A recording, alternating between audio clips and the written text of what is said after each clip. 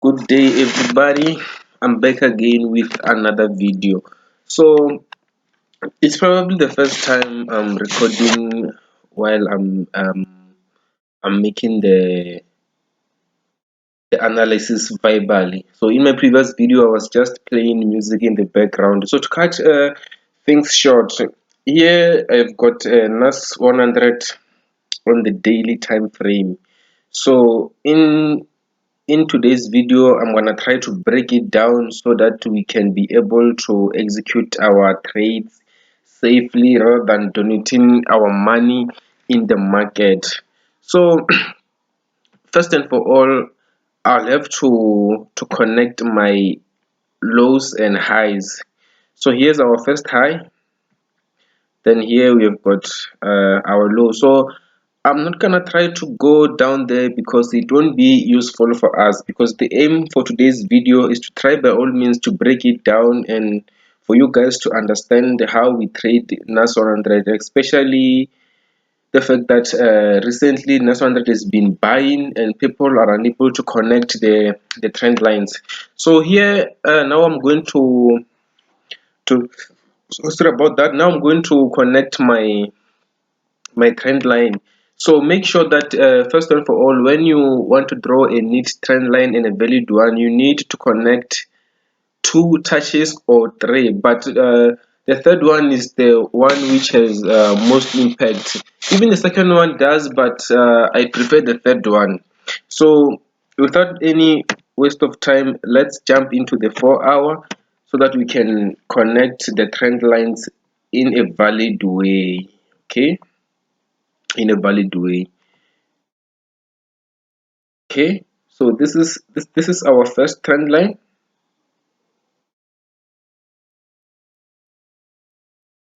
Great. Here we've got our first touch, our second touch, our third touch. So do you see what I was talking about these touches? Look at this touch here. The market touched this point, it sold. The market touched this point, it sold. The market touched this point, it sold. The very same thing is going to happen in future, although nothing is guaranteed, but we are just trying to make things much more simpler. Okay, so here's our touch again. This is our first touch, second touch. Then here the market was about to have a touch here, then it rejected and started buying. It rejected and started buying. So again, for those who don't have any problem to go down there in terms of the lows, we can also have our low here. That's okay. So now let's jump into 1 hour time frame and see what is it that we can see on this structure. Let's see. So when I dive into the 1 hour time frame, I can see that we have got a structure within structure or trend within trend. What I mean by that is that if you can look at overall NAS100 structure, it has been buying. So we have got a bullish momentum on NAS100. These things are just rejections, but overall we have got a bullish channel on NAS100. NAS100 has been buying, and NAS100 is going to buy up until the last day, because as long as people are buying on those top companies, they are going to affect NAS100. So when I say you have got trend within trend, is that NAS100 here it's buying, as we can see. NAS100 is buying, but inside the dark channel we've got another structure. Here is the structure. We've got another structure. We've got another structure. That's why we say it is a structure within structure or trend within trend. So most people don't actually follow this rule, because that's why they keep on blowing accounts. So now I'm going to connect my trend lines nicely on this structure within structure and see what is it that we can we can capitalize on it. Okay, so here's the structure here. So if someone can ask, why am I not connecting it on top of this week? So we'll get to that in the 15 minutes time frame. Now we're going into the 15 minutes time frame to have a clear view of the overall structure. Now let me draw my trend line clearly because now I can see. Great. So the reason why I did not connect it here is because once I try to connect it here, it won't be valid anymore. It won't be valid anymore. Remember, we need at least 2 touches to make it happen. Okay, so this is where I'm drawing my first trend line, then the one below is the second one. So here what I can try to demonstrate is that the market broke this structure. The market broke this structure. Here's where the market broke the structure. You can see this is where the market broke the structure. So overall, this was our resistance. So right now it is no longer our resistance, it is our support. Okay, it is our support. Now let me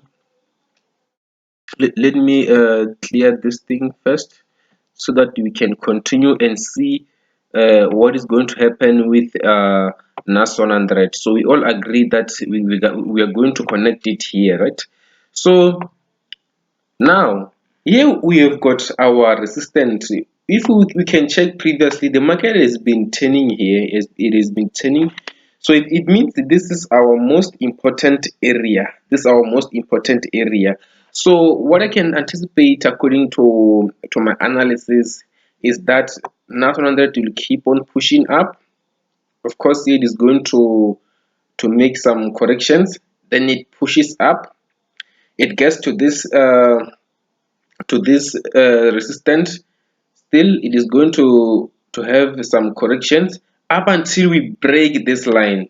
Guys, we are going to break this line. That one I'm quite sure about it, because for us to be able to call to I mean for us to be able to have an overall structure of NAS100, we have to complete this move up until this point.